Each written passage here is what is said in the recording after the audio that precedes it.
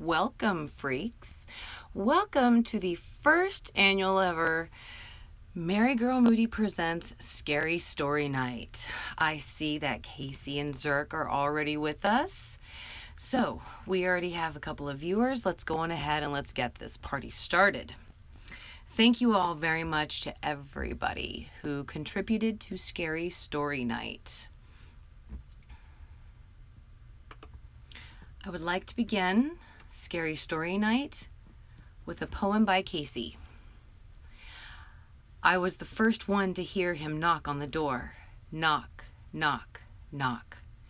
I went to the door to check. No man. I went back to my room and sat down. Knock, knock, knock. My father heard it this time. He walked to the door and opened it. No man. He went to the kitchen and continued making dinner. Knock, knock, knock. My brother heard the knock this time. I followed him to the door and he asked me to open the door for him. I opened the door. There was no one there. My mother asked what we were doing. We told her we heard a knocking. She didn't believe us. Bad choice. Knock, knock, knock. Knock, knock, knock. Knock, knock, knock. She heard it. My mother opened the door. There was no one there. We heard a knock at the back door. We ran to check it. No one was there. We heard a knock at the front door. No one was there. We just couldn't find the people. We ran upstairs to check from above. My father in the front, my mother in the back, my brother behind, and me behind my father. We were upstairs. The lights went out. I grabbed my father's hand, but it was jerked away from me. Father? Father? I couldn't find him. I looked behind me for my brother and my mother. They were not there. I saw a hand on the ground. I grabbed at it quickly. My hand was wet. I pulled it up as close to my face as I could. It was red. That's when I heard it. Knock, knock, knock. I ran downstairs and grabbed the front doorknob. I slowly turned it and cautiously opened it. There was no one on the porch. I could barely see the street. It was so dark. That's when I heard it. A man felt close to me, and then he whispered in my ear, knock, knock, knock. Then all went black. The end. Now, guys, again, that was by Casey the Human. And please don't forget, guys, everybody who probably wrote the story is here, so I don't want to see any negative comments in regards to any stories. I think all these stories are really great, and that's why I'm telling them to you. So let's move on to the next one. We have The Bloody Nightmare by Josh. Timmy lived in a cabin in the spooky woods. One night, he heard noise. When Timmy looked out of the windows, he saw a man with a ghost mask. He didn't care, so he went to get some water. But he saw blood everywhere. He was scared and packed his stuff and left to go back to his normal home where his wife was cooking food. Timmy forgot all about the blood in his cabin when he went to bed. When he woke up, he was in the cabin again. He screamed and went to the door to open it, but it wouldn't budge. He tried everything, but it wouldn't work. Then he saw a girl in the room.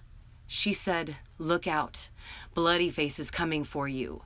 You will die." The girl disappeared. The next thing Timmy saw was a man who said, "I will kill you." Timmy started running, but Bloody Face teleported to him. Bloody Face stabbed Timmy and took him to his lair. Timmy was scared and crying, but Bloody Face repeatedly hit Timmy with a bat. He got up and ran, but Bloody Face caught him and killed him. Timmy woke up and realized it was a nightmare, but on his bed was a gift, and the gift was a heart. He screamed, but it had a note. It said, "I am coming for you soon. Have a great day." But Timmy didn't care because he knew he needed to be prepared. To be continued.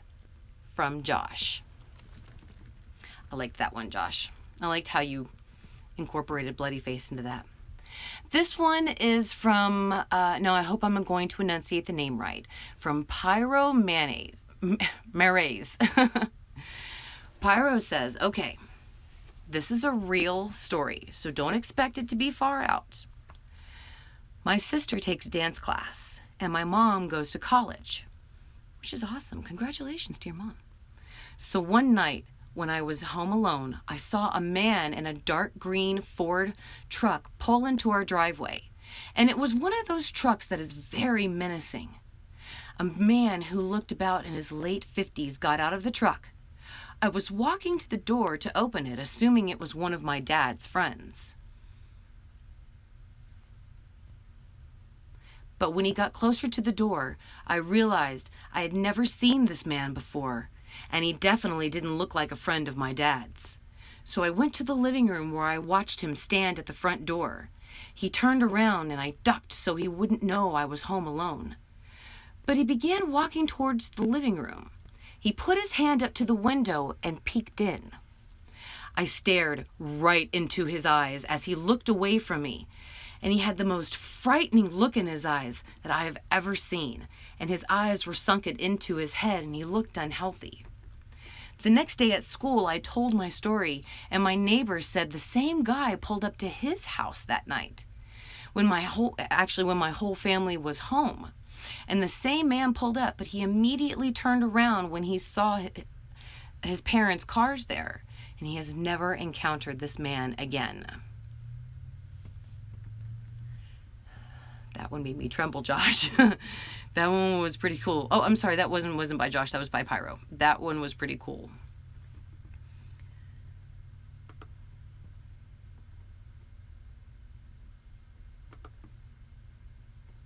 And one second, guys, I'm just pulling up the next story. This one is going to be another poem by Casey.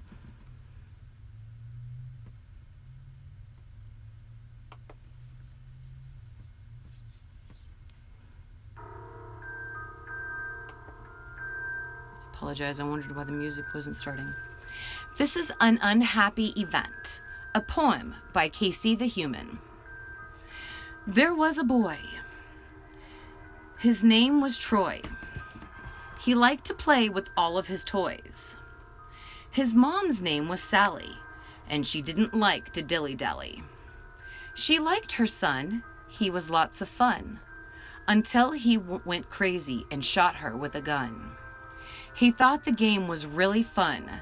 He made a list of everyone and killed them all just because. When he had came back home, he'd realized what he'd done. He went to his room and threw out the shrooms and shot himself with the gun. The blood ran down his chin like all his father's grin, and with the last breath he had, he tossed the gun into the bin. When his father came home and saw the sight, he went upstairs and saw his wife and figured out what had happened that night. And it was such a fright. He turned out the lights, and with all of his might, he hung himself with his son's kite. You look behind you just once more, and now you go check the door. Now go to bed, it's almost 4. That was some dark stuff, Casey, but it was really good. You should look into having that one published, and we can actually help you out with that as well. Let's move on to the next story, guys. This is Home Alone by ZurQ. So this happened around 2 months ago, and after turning the age of 19, I decided it was time to mature and get my own place. Moving out was a tough thing for me to do, as I am very dependent on my parents, and too much of my shame, I am incredibly paranoid. After finally finding my dream place after 3 weeks of constant stress and upset, I was actually moving. I couldn't believe it. I felt like a true adult, but the feeling didn't last. Fast forward 4 days, and it's been going great, apart from me being ill and homesick. It was my 5th night in my new place, and I was lying in bed just relaxing when a sense of sudden terror came over me. For some reason, I felt sick to my stomach, like I was being watched at this point. I was incredibly uneasy, and I couldn't determine why. I shook it off as me being homesick and tried to go to sleep. Around 20 minutes passed of me tossing and turning, trying to get to sleep. It's now 1:42 a.m. It was very unusual for me to be up at this time, but I couldn't shake this horrid feeling. I had enough and took some sleeping pills and surprisingly drifted off very quickly. Fast forward to the next morning. I woke up at 6:30 and I was disoriented and felt sick, so I got up and went to the kitchen for a glass of water. On my way back, I suddenly stopped dead in my tracks and froze for what felt like an eternity. On the wall in front of me, written in dripping fresh blood, were the words, "Fresh meat." It's safe to say I moved out pretty quickly after that. That was a good one, Reese. Okay, guys, let's move on to the next one for Tyler Davis. His short story is titled, "I Knew It." A long time ago, I moved into a house. But before my parents and I ever heard of this house, I had a dream. A lady from the poster of season 5 of American Horror Story, the girl with the key. She was there, and the stepmom of Cinderella, they were flying around my old house and tore my house apart. They threw the bookshelf I had in my room, the plates and bowls in the cupboard, and the movies were thrown around and broke. I jumped in my mom's car and I ended up in the new house, and I swear it had detail to detail everything in my dream exactly in place. I walked in the house and the key girl from season 5 poster stabbed me with the key she had in her mouth, and the stepmom of Cinderella just stood there. I woke up, the dream was over, but also every night I stayed in that house, the door to my room, I would see a ghost in a blue buttoned-up dress with glasses and blonde hair, and she had a whip in her hand, and she would stand there and whipping the whip from hand to hand. Which that really struck a little chord with me there, Tyler, because I've had a dream before. I've seen a woman in a blue button-up dress. So that's kind of creepy. I had to absolutely put that one in there. Guys, before we go to comments, I want to read you one of my stories. This one is my favorite, and it's called Replay. And I wrote it about my sister, and the place exists. Everything about the story actually exists. The digital clock projected 2 o'clock in the morning at Shirley's convenience store. Closing time. It said Kimberly B. on the lone employee's name tag, which was pinned to the blue button-down smock under the convenience store's logo. She walked to the various parts of the store to ensure the customers were gone. The cooler, both bathrooms and store aisles were all clear. No one was in the store that night. It was safe to lock the doors, count the money, restock the store, and go home. Her long blonde hair trailed behind her as she rushed to lock the front glass doors. They were made of glass but kept secure with a large lock and alarm. A quick glance outside revealed an absence of cars and people. It was a cold winter night and everyone was warm in their homes, except for her. She rounded the counter, removed the drawer from the cash register, and sat on the floor to count the money. It wasn't exactly the ideal place to count the daily totals and configure the paperwork, but the office felt spooky when she was alone at night. The wind constantly whipped around the brush right outside the office window and usually scared the crap out of her. Paperwork, pen, money, calculator, and 10 minutes. The money would be done, and all there was left to do was stock the coolers, mop the floor, and it's home to a glass of red wine and late-night scary movies on television. The thought of such relaxation forced her to concentrate on counting the money. One mistake, and she would be there all night trying to fix it. The sound of the toilet flushing in the men's restroom made the blood drain from the young girl's face. She kept perfectly still as she listened closely to the sounds in the store. The store was empty. She made sure before she locked the front doors. The sound of silence calmed her nerves. Maybe it was the plumbing. She listened a little longer before she got back to counting the cash. The cold hand of death crawled down her back, finger by finger, when she heard the water rush out the faucet in the men's restroom. This time, she placed the money on top of the till and dared to peek over the counter, down the cupcake aisle to the men's restroom. A small bit of light emanated underneath the door. Before she could react or come up with a sane explanation, the bathroom door creaked open and spilled light into the dark store. The girl dropped to the floor and prayed whoever it was in the bathroom did not see her. She allowed herself to let out a long-held breath, but stopped when she heard footsteps. Someone was approaching the counter. "Shit, what am I gonna do?" she thought frantically. Without thinking it through, she stayed behind the counter and crawled on her hands and knees to the back of the store. The notion to run and lock herself in the office greatly tempted her. But at the last moment, she turned around and crawled back to the cash register and pushed the silent alarm to trigger a police response. A breath of relief escaped her lips. She clamped her hands over her mouth in an attempt to hide the noise, but it was too late. The footsteps were right on top of her. With tremendous amounts of trepidation, she looked up. He was white and appeared as if he hadn't shaved in a couple of days. His eyes were brown, like hers. A sardonic smile spread across his face the moment their eyes met. A large mass of curly black hair covered his ears and ran along his eyebrows. He reached for her, and she lunged away from him, but he managed to grab hold of her smock. She screamed when she realized she couldn't run away so easily. Without warning, pain exploded into her back and warm liquid ran into her jeans.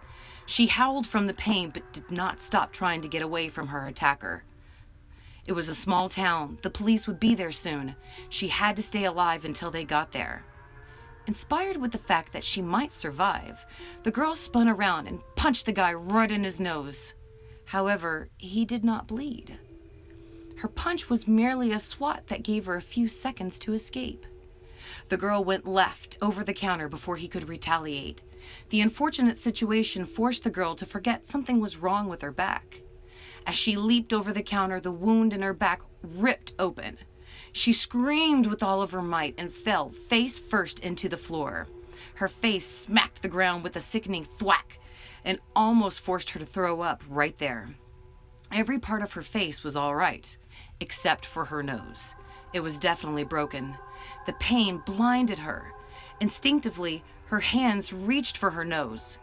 She didn't know blood leaked from her nose, and the shock of seeing her own blood stopped her from reaching the doors before he did.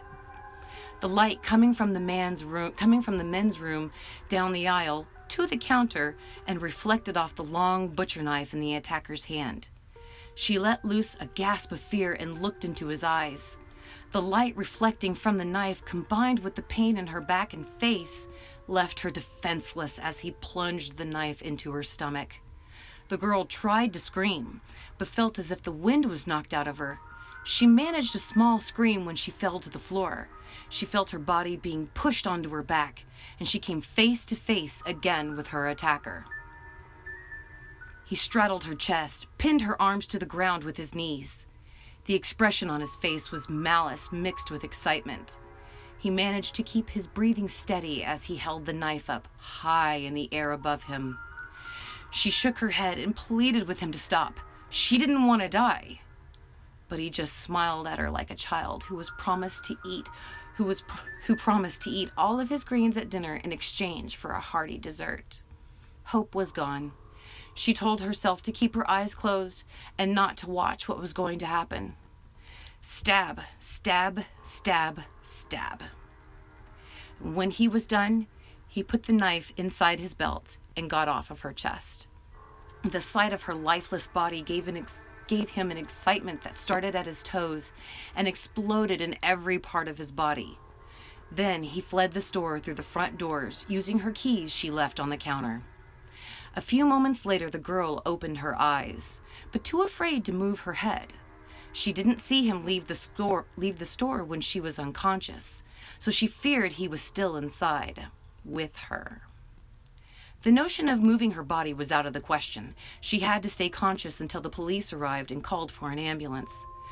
A deep, jagged breath released from her chest, and it made her breathe better.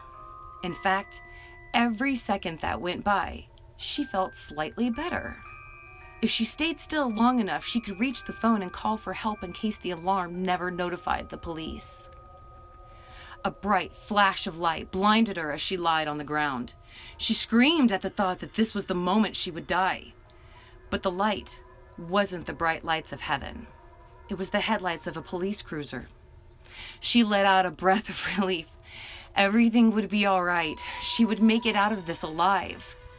The sounds of the door closing and voices confirmed the police were indeed real.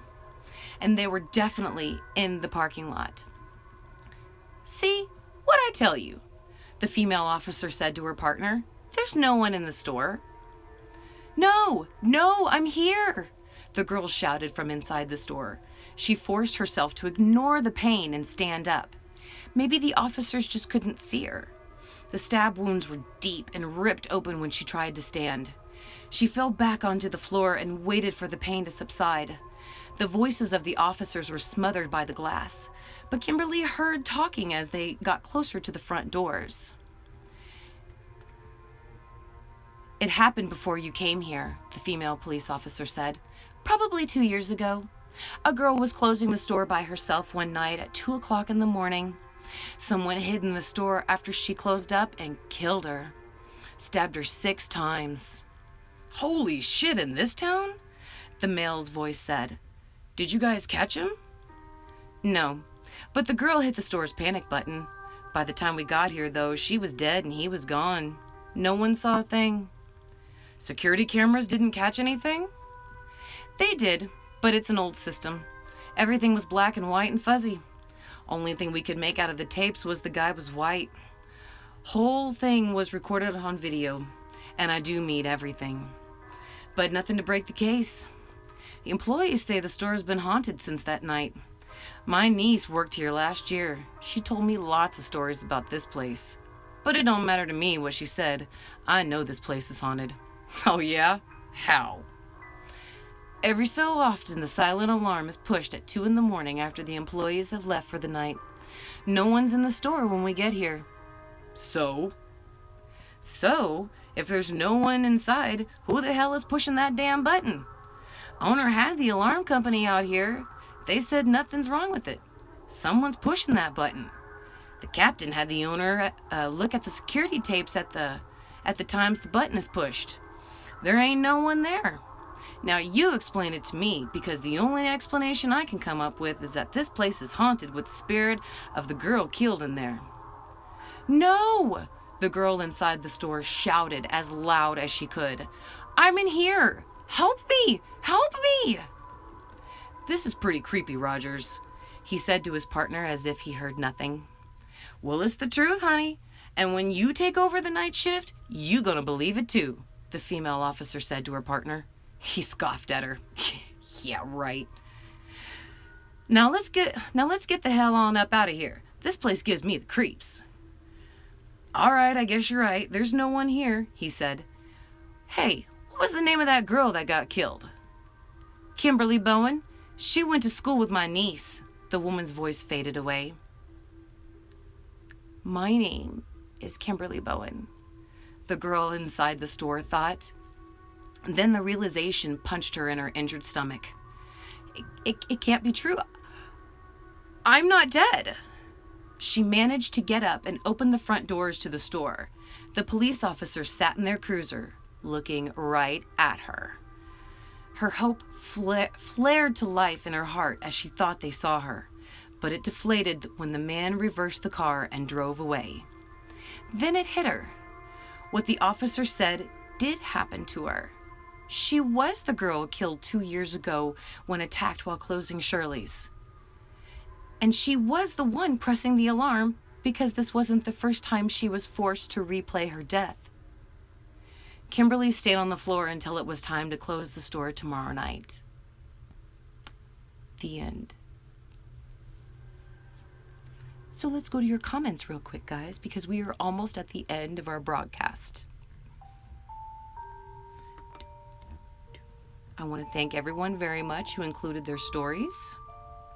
Let me make sure that I have all of them read. And I do.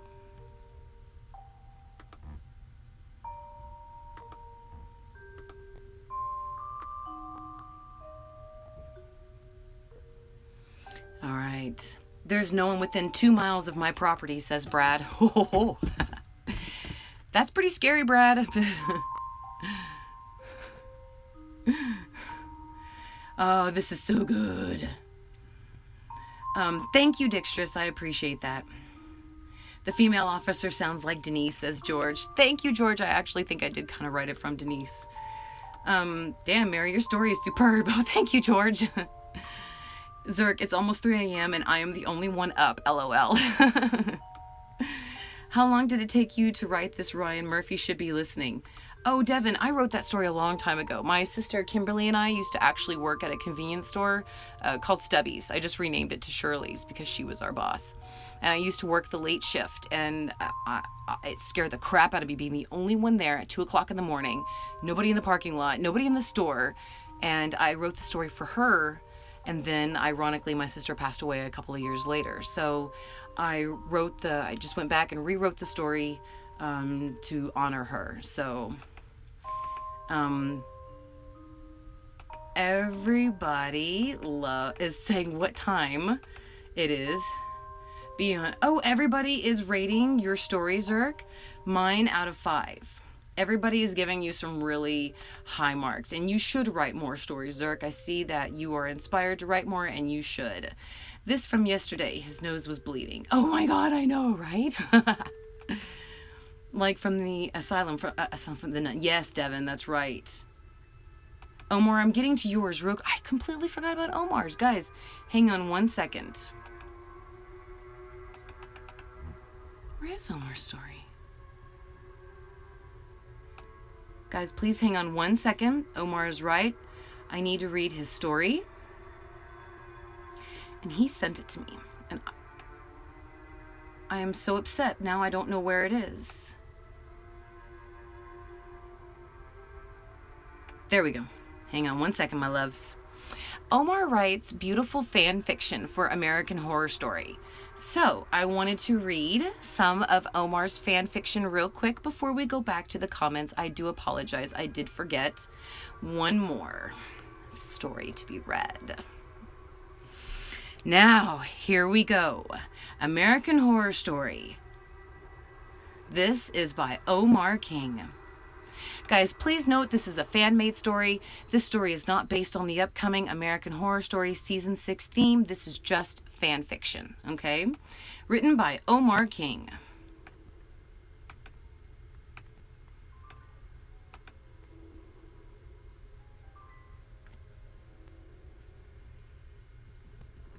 Chapter 1. Welcome to the Orphanage. The year takes place in 1939 in Pennsylvania. A woman by the name of Maggie Anderson built the orphanage for children who was born without a mother. Maggie started to hire women to take care of the children. Maggie hired a nice, caring old lady by the name of Alice Holmes. Alice is an old lady who cares for the children. Then Maggie hired a lovely young woman by the name of Linda Martinez. Linda is happy to work in the orphanage because she loves children. The kids started to be loud and bratty to Maggie. Maggie didn't like the kids' new behavior, so she punished them with a whip.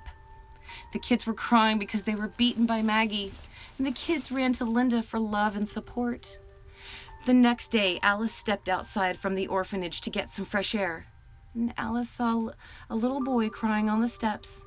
She walked towards him and asked, "Why are you crying, little boy? What's your name?" The little boy replied, "My name is Oliver Thredson. I'm crying because I don't have a mother. Alice took Oliver inside the orphanage and took care of him like he was her own. Maggie hired a janitor by the name of Alan Peterson. Alan Peterson was a convicted child molester back in the 1920s. Now, Alan is working in the orphanage so he can start over. Oliver was wandering around the orphanage when he saw a little girl sitting at the corner all alone. Oliver walked towards the little girl and gave her a piece of candy. He asked the girl about her name. The little girl's name is Pepper, she replied. Maggie grabbed Oliver and told him to stay away from the freak. Alice told Maggie to be a little nicer to Oliver. And Maggie replied, "Those kids need more discipline. They should be punished." Later in the orphanage, Maggie told the kids to go to sleep because it's their bedtime. All the kids went to sleep, and Maggie went inside her bedroom. She was looking at her reflection from the mirror, talking to herself. She said, "He was supposed to marry me. I was supposed to be happy." Maggie went to her bed and fell asleep. The end of chapter 1. Now, chapter 2 is Maggie, and if you guys would like to continue reading Omar's fanfiction, I'm going to read chapter 2 in the next broadcast, but I am going to go on ahead and leave a link for his fanfiction, so that way you guys can go read it if you would like. So it is there in the comments for you guys. I'm so sorry, I injured myself earlier and my leg is really hurting. Oh, don't worry, FYI Studios, you can just rewind the broadcast and still be here for Scary Story Night. Guys, on my blog page, I have... Oh, thank you guys so much for liking my story. I really appreciate it. Thank you so much, guys, for liking everyone's stories. All right, that's nerving. Thanks for reading it from Pyro. Yes, no problem, honey. You wrote a great story. Thank you so much for sending it. Hey, Mary, I think AHS is going to be either hospital or theater. Well, Devin, I don't think it'd be hospital because that's still kind of like asylum, but that's a good idea. However, though, I think Scream Queens is going to do hospital for their second season. So I don't think it might not be that, but I think it's going to be theater. ZurQ, knock, knock, knock. Who's there? Not the AHS theme. Nobody. Aw, first time on the live stream. Alex, thank you for joining us. Thank you. All right, so let's go back down and catch up with your comments. And hopefully this stays on for a few more minutes or another hour. Oh, Devin, I'm so sorry. I'm going to probably read one more story and then it will be over for tonight, guys. Oh, I just remembered a story that I will tell next time. Okay, perfect. Thank you, guys. Please send them to me. I would love to read them for the next Scary Story Night, which will be on July 22nd. Chantel, why you got a knife in your throat? Casey, that was funny. American Horror Story repeating death. Melanie Martinez Horror Story. You're gorgeous in the candle. Oh my God, that's my... Thank you, Blake. My husband is obviously watching my live stream. Read my second story. Oh, okay. Yeah. Blake's.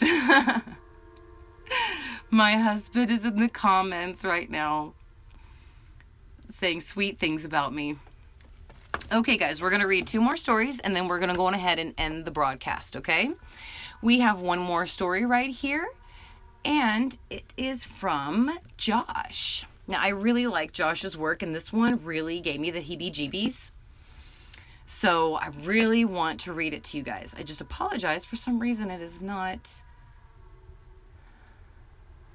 up right now. Come on. Oh, my internet's not responding. Just give me 1 second, please.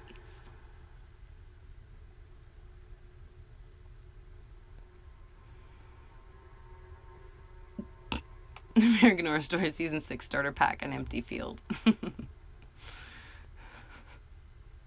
apologize, guys. Give me 1 more second. My internet is not responding. There we go.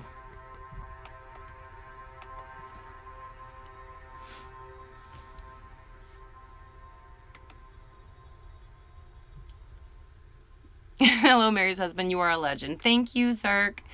You are so sweet. Here we go, guys. Now we're ready for Josh's second story. Bloody Knife. It's about a child named Joshua. Joshua always feels left out of the world, but one day Joshua became a killer. He killed all of the bullies and mean teachers. When he went home, he hid the bloody knife from his parents, but they found it. Joshua murdered them. Then he became a serial killer. The end. I love creepy little short stories like that.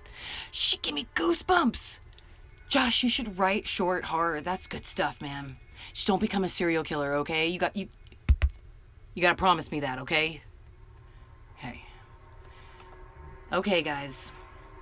I wanted to read you one of my other stories. And this is my last one I'm going to read. And guys, if you want to read any more of my short stories, I have them all on my blog. And I will certainly post them in the link in the comments. So that way, if you guys want to just go read them on my blog, on my WordPress blog, you are absolutely welcome to.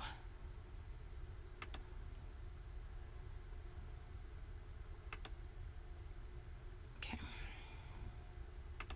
All right, guys, strap in. Here we go. This is my second story. This one is titled The First One by Mary Moody. Look at me! Cullen woke with a jolt. He sat completely still in his bed, listening to the sounds of his apartment. Currently, all was quiet, but he swore he heard something. Was it his phone? Someone at his door? He reached over to gaze at his cell phone. No new messages. He pushed the sheets off his body and got out of bed. His bare feet tapped the black tile floor lightly as he made his way to the front door. When he got to the peephole, he looked through. No one was outside. He was dressed in pajama pants, so he opened the door and gazed into the hallway. It was empty of all residents. Must have been the damn neighbor, he thought to himself and closed the door. Look at me! A girl screamed at Cullen the second the door clicked shut. After he jumped a foot in the air, Cullen frantically searched for the source of the scream, but there was no one there. He stood in silence for a few minutes, trying to convince his heart to calm down. There had to be an explanation. He continued to search with his eyes around the apartment, but it was completely empty. So who screamed, he wondered. Maybe it's the television in the spare bedroom? The second bedroom was tiny, only enough space for a desk, chair, and a couple of bookshelves. On top of one of the bookshelves was an old-fashioned television. The television was so old the wires would sometimes spark if it was left plugged in, and made the television go on by itself. He checked the spare room, and the television wasn't on. The sound of footsteps above him indicated his neighbor was home, and Cullen assumed his neighbor had their television up too loud. He decided to go back to sleep. His tall, muscular body felt right back into place into his cozy bed. He dug his face into the pillow, took a deep breath, and closed his eyes. The air conditioning kicked on. Cullen smiled when he felt the cold air caress his leg. He loved air conditioning. The man who invented it should be deemed a genius. His long arms wrapped around his pillow, and he settled into his bed. Look at me! Cullen popped his head up. It sounded like someone screamed from inside his room. His voice shook when he asked, "Hello?" No one answered. Cullen checked under his bed, in his closet, the spare room, the kitchen, the living room, but he didn't find anyone. Am I going crazy? He thought. He went back to bed. Maybe he was dreaming or hallucinating. Either way, Cullen pulled up his covers and snuggled back into his mattress. He postponed getting truly comfortable until 5 minutes passed. If the minutes passed and he didn't hear a scream, then he'd go back to sleep. 5 minutes passed. 10 minutes passed. 20 minutes passed. Look at me! The voice called beside him. Cullen jumped up from his bed and dashed into the living room. Someone was in his room. The hardwood floor kept him from sliding into the front door. When he reached it, he unlocked the deadbolt and turned the knob. He managed to open the door 3 inches before it mysteriously slammed shut, refusing to let Cullen out of the apartment. He had to get out. A small wooden chair was nearby. He grabbed it and heaved it as hard as he could at the front window, but it didn't break. "Help! I'm trapped in here!" Cullen screamed and banged on the walls. Panic set into his mind and ran rampant so he couldn't think straight. He rammed his knuckles into the drywall over and over in hopes someone would hear him, but no one came to Cullen's aid. Only the blood from his knuckles was left behind on the walls as evidence of his terror. Excuse me. He stared at his hands in horror. He'd never seen his own blood before tonight. The sight of it sent Cullen into shock. He backed away from the wall, watched the blood drip from his fingers, and fell onto the couch. His eyes were wide with horror. His heart beat so fast it felt as if it would explode out of his chest. Goosebumps ran amok over his arms and legs, and he physically jumped at every tiny piece of noise. He covered his eyes and allowed the fear to get into his mind. A thick brown leather book fell from Cullen's bookshelf. He uncovered his eyes to look at the book, but he didn't dare move from his spot. He considered the sofa a safe place, and there was no way he was going to move just yet. Cullen stared at the brown leather book. Perhaps this is what the voice wanted him to do. The seconds ticked away while he stared at the book. "Look at me," the voice hissed into his ear. No, I don't want to," he whispered as he shook his head. The book skidded across the hardwood floor and stopped right in front of the couch where Cullen sat. "Look at me." His hands trembled as he reached down for the book, but it wasn't a book. It was a photo album. The leather felt hot when he picked it up, as if the book had been warmed just for Cullen. In his hands was his prized possession. A smile forced its way onto his face the moment he thought about opening it up. But he didn't want to take a trip down memory lane right now. Instead, he clung onto the book. "Look at me," she hissed softly. Cullen opened the photo album. The spine creaked with age as he opened it. Inside were pictures of his victims. After he abducts and kills them, he clipped their pictures from the newspaper as a memento. All the young girls were young brunettes with nothing else in common. It kept the police off of his trail and enabled him to continue hunting. The photos were in order. The first victim was the first picture, the second victim the second picture, and so on. He hesitated to open the photo album. "Look at me!" Cullen forced his eyes open and to look at the pictures. On the first page was Jocelyn Langostino, an 18-year-old college freshman he abducted and murdered. His first. He stared at her picture in horror when he realized he heard someone breathing right next to him. He dared to look at her. "You can't forget your first," she whispered into his ear. "Ever."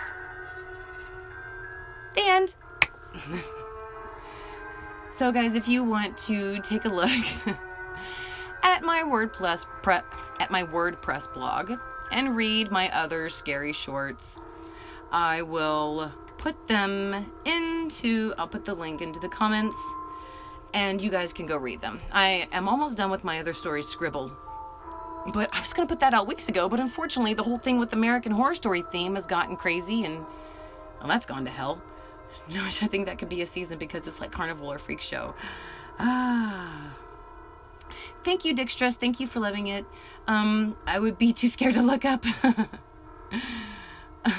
Reese, did you look at ideas for the after show? Oh, yes, we certainly have been. Nope, not looking, says ZurQ. Oh, no, guys, the screen froze. No! Oh, no. Okay, guys, I do apologize, but it is time to go on ahead and end the broadcast. So I don't want to make you cry, Josh. Guys, if you are stuck right now, just refresh your screen and hopefully it'll be much better for you. But guys, thank you so much for showing up to the first annual Scary Story Friday night. We are going to do this again on July 22nd, probably a little bit earlier than this time, so that way we can appreciate everybody who is in a different time zone right now. So please send me via direct message on YouTube or Twitter your short story. I would love to read it with more candlelight and more spookiness. So again, please send me your story. Thank you so much to everybody for including your stories into the show tonight. I sincerely appreciate it, and it would not have been a show without your amazing stories. And also, as a disclaimer, guys, these stories belong to the gentlemen and ladies who I've said in the broadcast. Any attempt to recopy them or copyright or infringe on their copyright obviously will get you into trouble, so please do not steal their ideas from this video, please. And as well as all of my stuff has been copyrighted, so you definitely be in a copyright infringement if you attempted to take it word for word, but I know nobody here is gonna do that. I just wanted to say that to protect, obviously, your work as well, guys. So again, please check out Omar's American Horror Story fanfiction. Can't wait to keep going on that one. Please send me your stories and your information for the next show. I sincerely appreciate you guys very much. Whose story? Josh wants to take a poll on whose story was the scariest. So I think that's a very great idea, guys. Why don't we take an extra 2 minutes and why don't we put into the comments who had the scariest story? That's fine with me. You guys can certainly go on ahead and vote on that. I am 100% writing for next episode. Thank you, Niall. Please do. Please send me your scary stories. I will read 2 more of mine. So ZurQ will sleep. just go to bed, okay? Devin, I have tried to contact American Horror Story to be one of their writers. I just don't think I am that amazing as the writers are in American Horror Story, but I would love to write for them.